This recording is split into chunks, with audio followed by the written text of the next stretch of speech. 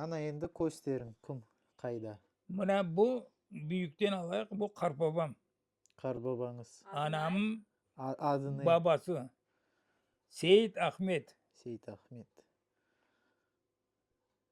Hı hı. Bak. Bu anam büyük ağası Emir Soy'un. Hı hı. Bu bana gösterdin de kuşaklı. Ye tanıdım. Seyit Mehmet. Bu apayı. Bu onların komşusu. Bu Emrasan dayı babam. Anam ağası da. İkincisi bunlardan büyük. Hı hı. Anam ağası. Bu Seyit Osman. Anam ağası da. Bunlardan büyük. Bu en küçükleri bu. Aha. Bu babam. Aha. Bu anam. Bu men.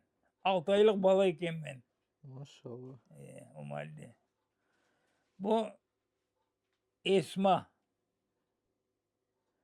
Esma. Yok bu Edi yengenem.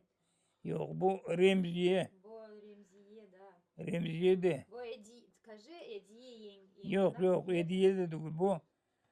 Bu Kemal'dan da son bir kızları var iken ölgen bu. O. No, yengenin adı ne? Bu Ediye yengem. Yengenin. Bu Zılga yengenem. Hı hı. Bu elindeki Esma. Hı hı. Bu Nuriye büyük kızı buna. Bu Kemal. Bunun oğlu. Aha. Bu Emir Soyun diye babamın arkadaşları bala yok idi. Ha.